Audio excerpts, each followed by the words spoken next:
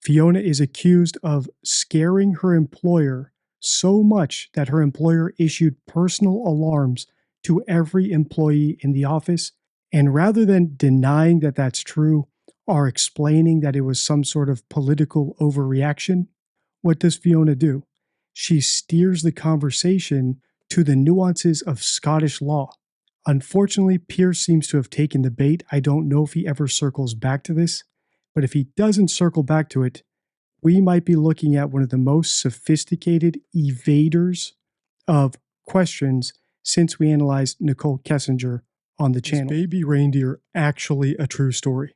Hello detectives, I'm Deception Detective. I'm an attorney trained in statement analysis, and this channel exists to expose lies and manipulation. Today we'll continue watching an interview Piers Morgan did with Fiona Harvey to determine if she is a stalker, a victim, even a hoaxer, or something in between. Let's listen. Let's take a look at this. Well, other people do. This is Richard Gadd on Lorraine. I just thought it was the right time to sort of try and bring a nuanced conversation to something. I think the human condition is extremely complicated, and I felt like a lot of art and TV in this day and age had maybe simplified it too much. It's not a villain and victim storyline. I think you're left with a lot more than that. It's kind of two lost people. What's your response to that? I think they're milking it for all it's worth for the money. She doesn't even sound Scottish in that interview. Her accent seems to be varying. Well, she's not. She's English. She's an actress. I was going to say it sounds more Lancashire to me. Yeah, no, she's English. She's an actress. She's putting on the voice for you. They're milking it for all they're worth. It was the right time to abuse someone all over social media and all over, basically somebody who's not from Loveyland, not from Theatreland, just abused me all over the newspapers. They're happy with themselves. What do you feel about Richard Gadd? I think he's psychotic, and I think that anyone going along, being in that play, and doing this to somebody, I find the behaviour outrageous. He says the whole thing started because he felt sorry for you, and that's why he befriended you. Your staff said that to me in the waiting room. This is a lot of nonsense. I've got lots of friends. What did you talk to him about? It was just a Holly Arms banter. It was like what? What kind of thing? What you're going to do with your life, or career stuff. Sort of. And I thought he was a stand-up show. But is it possible he was under the impression that he felt sorry for you? No, I never got that impression at all. I got the impression that he was all out for himself, wanted to sort of control that bar, very, very inarticulate, very full of himself. I should never have gone in that bar. Do you wish you never had? Yes, absolutely. Absolutely. How long did you know him for, Richard Gadd? 2-3 months. 2-3 months at maximum.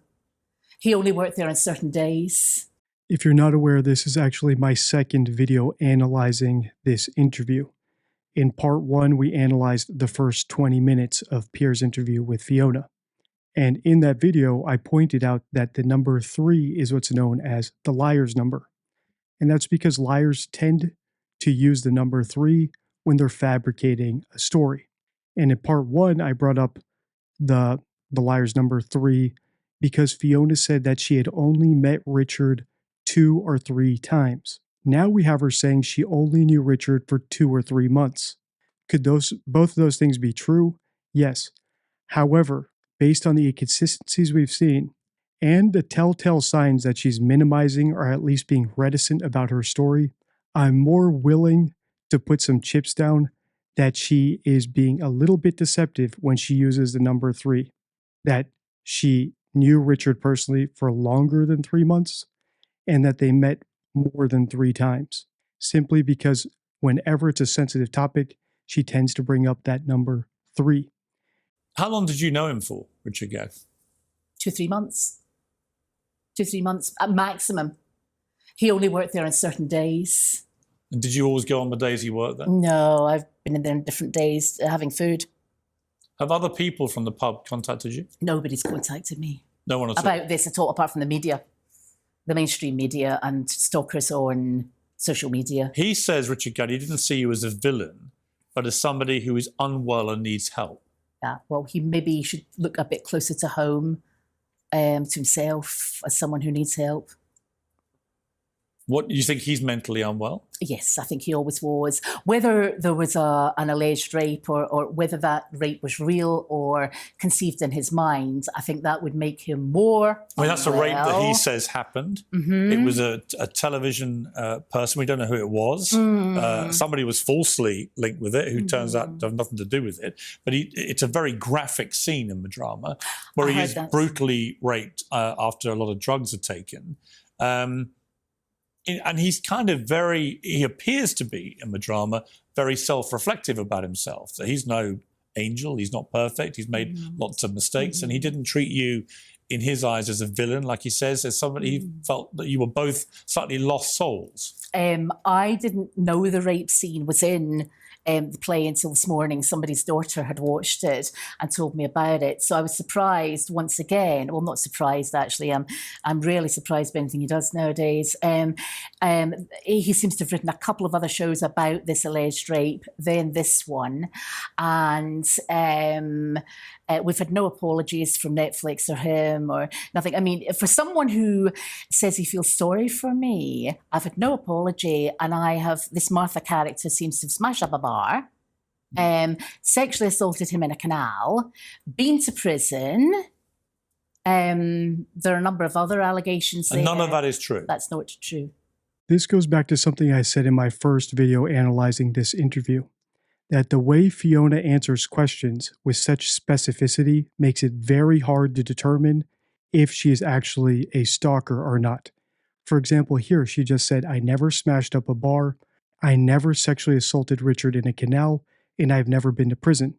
Well, she could pass a polygraph saying all three of those things if she had merely vandalized a pub, and if she had sexually assaulted Richard in the pub, and if she had only had a restraining order taken out against her and not actually been to prison.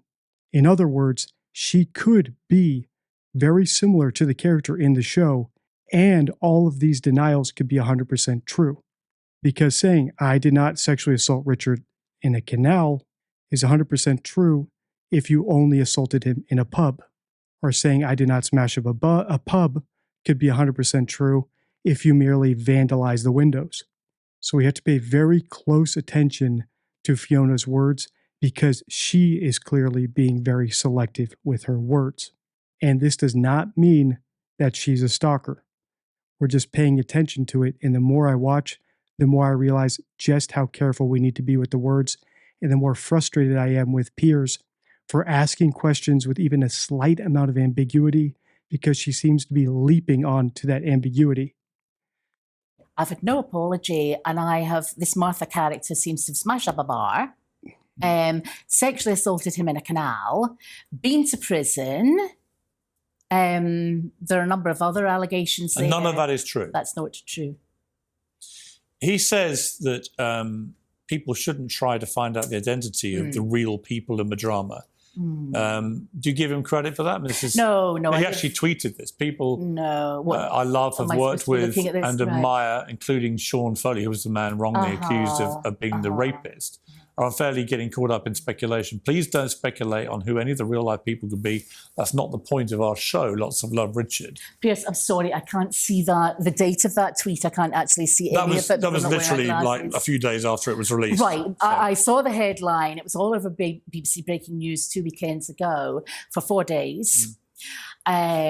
With Martha promoting herself, the character Martha, Jessica, promoting herself, and him saying, don't speculate. Wow, that's a bit rich now, isn't it? The fans do speculate. Well, it was almost instantaneous. You were tracked down incredibly quickly. The Wednesday, the Daily Mail got in touch with me, so that was all over BBC Breaking News Friday, Saturday, Sunday and Monday. I mean, the reason that internet sleuths were able to find out it was you was they found the tweets that you sent him throughout 2014. 10th of May, for example, 2014. Yeah. Richard Gadd, did you get my recorded delivery letter sent to the theatre, sent to arrive bank holiday Monday? So you sent him a letter then? That was that, sorry, to hear you were raped, something like that. This is something that I remember from the comments in part one. People were saying, She says she didn't know his address, but she sent him a letter. How is that possible? It's an inconsistency. I thought those comments were great thinking. It's not something I thought of. But now it looks like she didn't actually have his home address. She sent the letter to the theater company. 12th of June, same year, your tweets cheer me up. Your timeline is good. 23rd of September, my curtains need hung badly. We were trying to encourage him because with this first show or something like that. It's a long time ago. You said on the 18th of December, please go and see Richard Gadd's show. It's well written and neurotic. Yeah. The filmed bum shots are the best. Fantastic ass. It was a joke. It was a joke. But we were trying to encourage him. Nothing negative, though, about it there. No, because I didn't think he was a complete psychopath who was going to attack me in this way. Fiona just called Richard a psychopath, and this is not the first time she's insulted him. She's also insulted Piers and the actress who plays her on the show. And the way she delivers these insults is very underhanded and passive-aggressive. It seems to me like she can't help it, because if you consider things from her viewpoint, she's on this show to look sympathetic. She wants the audience to feel sorry for her. And eventually, if this goes to court, she's going to want a judge or a magistrate or a jury to also feel sorry for her. The underhanded remarks she makes, I think, are so ingrained into her personality that she can't help but do it even when she knows it's not in her own interest. Does this mean she's a stalker? No, of course not. But I think we are seeing some of Fiona's true colors. Now the question for us to figure out is who is exaggerating or who is fabricating. For example, did Richard meet this fairly unlikable woman and exaggerate her into a psychotic villain in order to sell a script to Netflix? Or did he portray her accurately and she is trying to get money out of Netflix by suing them for slander and defamation? So far, I've got some chips on its being somewhere in between. This interview has not allowed us to rule her out as a potential stalker because the way she's answered the questions are not conclusive and candid enough for me. For example, if she has said, I never sexually assaulted Richard Gadd, that would be a much better statement than what she actually said, which was, I never assaulted him on a canal. And I hope that difference is clear to my audience. View. This show here, not that show there. That made no reference to... This was a previous show. It made no reference to you, that show. Which show? The one you're talking about. Yes. So, it's funny this is coming up now. My view is it's all about the money. The Martha Barstow Edinburgh Festival thing wasn't making any money. He'd failed as a comedian, he'd failed as an actor, and therefore, let's make some money, sell this to Netflix. I think anyone in their right mind, you had a group of guys on there in their 20s, they don't believe it. What was your upbringing like? I was going to say standard Scottish, singing standard Scottish countryside. Happy? Happy? Impoverished, but middle class upbringing, if you like. Any siblings? I have a sister. My mother worked incredibly hard. My parents got divorced when I was 9, but she worked like a Trojan. Are either parents still alive? My mother is, yeah. And how does she feel about this? I've not talked to her about it. I'm hoping she'll have just seen the Scottish headlines and that's it. She's not an internet freak or anything like that. But she has no idea what's happened to you. This is something I also wanted to point out in my other video, but I'll point it out here. That some of what Fiona is doing may be projection, where she describes someone who obsessively browses the internet as an internet freak. Or earlier she said Piers Morgan is obsessed with her, and she's going to say it again later. Or when she describes the people who message her online, she describes them as stalkers. And the phenomenon of projection is basically that someone projects their view of the world onto other people because that's how they view the world. So if she's calling people internet freaks, stalkers, obsessed so easily, it may be because her view of the world in her own head is it's very easy to get obsessed with things and to stalk people. So I'm not going to read too much into that because I'm not a psychologist, but I will point out the word selection. These are not the words that first come to my mind when I'm describing people who harass other people online. Typically, I would use a word like troll. not stalker. She will know bits, and she was very, very angry with Laura Walker for doing the original article when I went for parliamentary You haven't talked to your mother about it? No, and that may seem strange, but I don't want to worry her. I'll tell her I've been on this show when it airs. I don't want to worry her. Let me ask you, The Sun reported an interview with Laura Ray, who you've referenced, who accused you of inappropriate behaviour whilst you worked with her. Now, the background to this is that you came into contact with the late Glasgow MP Jimmy Ray, who died aged 78 in 2013, and his solicitor wife Laura, who was 62, and she was a former Labour Party member. Mrs Ray said that she gave Aberdeen University law graduate you did graduate from Aberdeen? Yes. With a law degree. A trainee role at the legal firm MacPhail Lawrence Partnership in 1997. Is that true? It was called L&L Lawrence. I think she forgets the name of her own firm. It was called L&L Lawrence. But that's all true. She gave you a trainee job. There's another passive-aggressive jab. I think she forgets the name of her own firm. It really seems like Fiona cannot help herself. So imagine how vitriolic she can be when she's unhinged, when she doesn't have to control what she says. She lured me away from another firm. She headhunted me from another firm because she needed someone to do employment law. And I'm pretty good at employment law, so... She said that she had to sack you days later because you were completely incapable of behaving yourself. I walked. Her staff were really, really rude to me. Most people, half the Labour Party, had been up there at one point or another and walked. She then said that following you leaving, obviously very quickly, that you then harassed her. You were then known as Fiona Muir, obviously, as you said, Muir Harvey. Mrs Ray said she was so frightened she issued workers at her firm with personal alarms. You were then served an interim interdict to stop you from contacting the lawyer or her politician husband.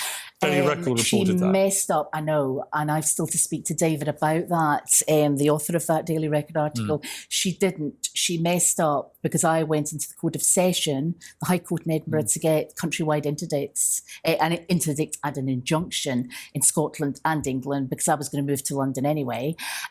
She mucked up.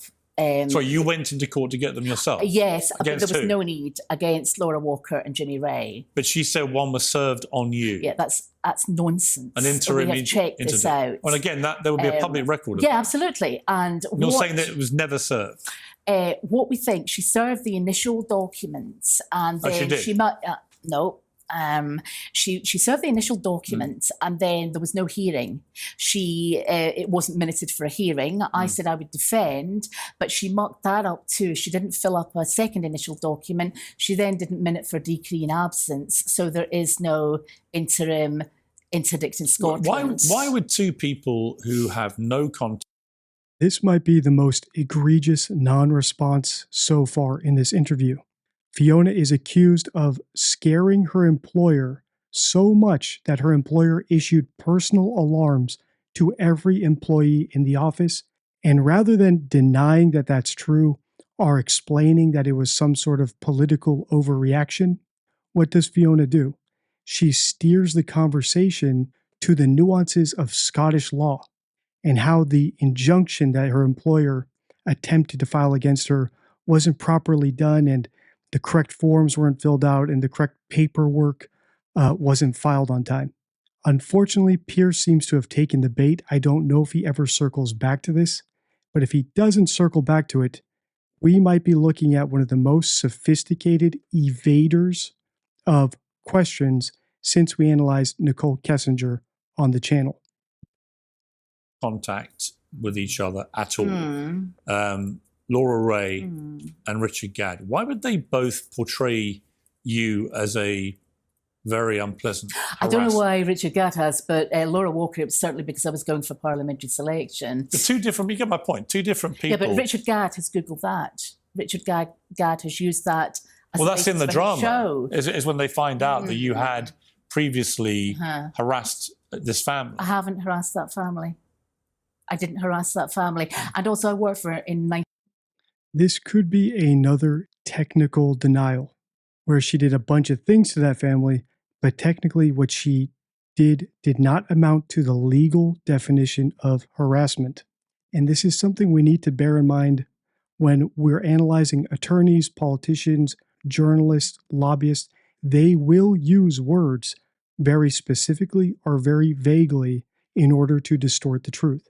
So if you think I'm looking too deeply into it and saying, hey, Dee Dee, when she says harassment, she means harassment the way you and I mean it. That, if she is a sophisticated liar, is exactly what she's counting on you to do, to give her the benefit of the doubt. We can't do that.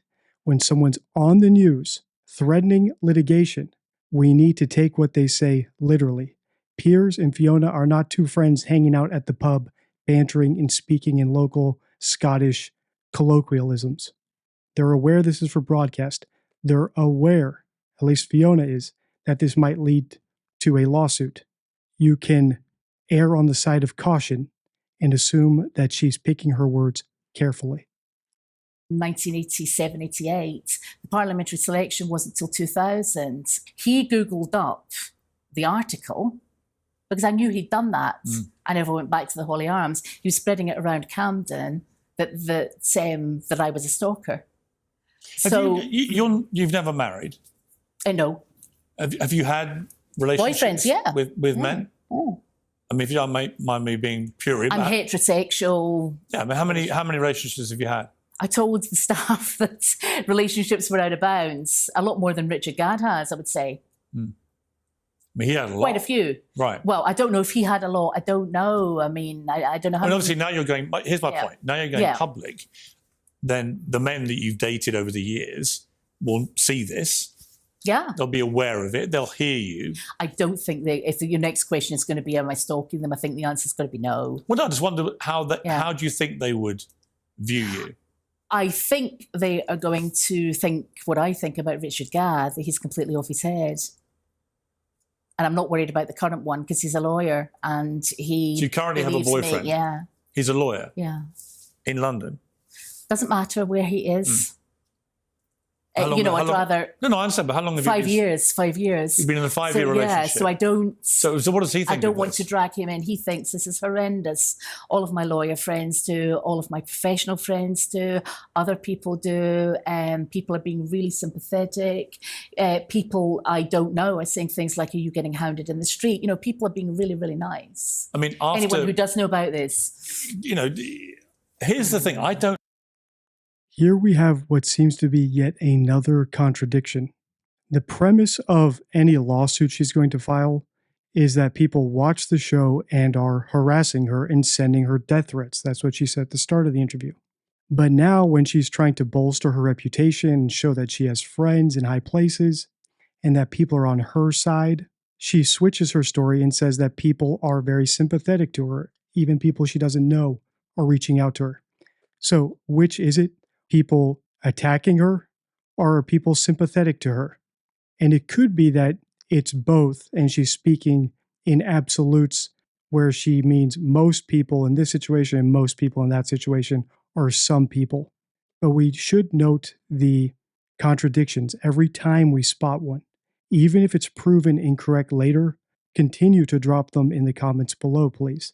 Because if we catch them and they are not later explained, we need to bank that, remember that contradiction. I don't know the truth. You do. And you've been emphatic in the number of denials you're making here. That's right. But many of those things that I've put to you can be proven.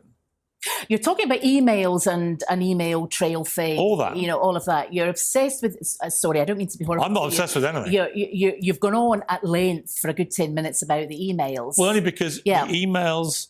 Because it's a vast number. Once again, just notice how easily she uses the word obsessed, stalker, freak. This really hurts her if she ever claims that Richard Gadd is obsessed with her. Because she just said Piers is obsessed with emails because he brought it up for 10 minutes. In other words, it devalues her definition of obsessed. It might give us a little bit of insight into how much obsession and stalkers and freakishness is on her brain at all times. This segment here about the voicemails opens up a whole new can of worms for Fiona because there's no ambiguity here. Voicemails and voice recordings are two distinct things. It also calls the rest of her story into question, specifically the claims she made that included the number 3, which I pointed out at the start of this video, that she only met Richard 2 or 3 times over the course of 2 or 3 months. If there was enough material, even for someone else, to record that many voicemails, she was either around the pub much longer, or she spent an inordinate amount of time there, which makes me question how she could not have encountered him there if he worked there full time. Personally, I am still of the opinion that both she and Richard did a lot of exaggerating in their version of events. By the end of this interview, we will be able to make an educated guess about whose version of events is closer to reality. Since we're at almost an hour, let's do this. If you want me to continue this series, please hit like and comment part 3 below.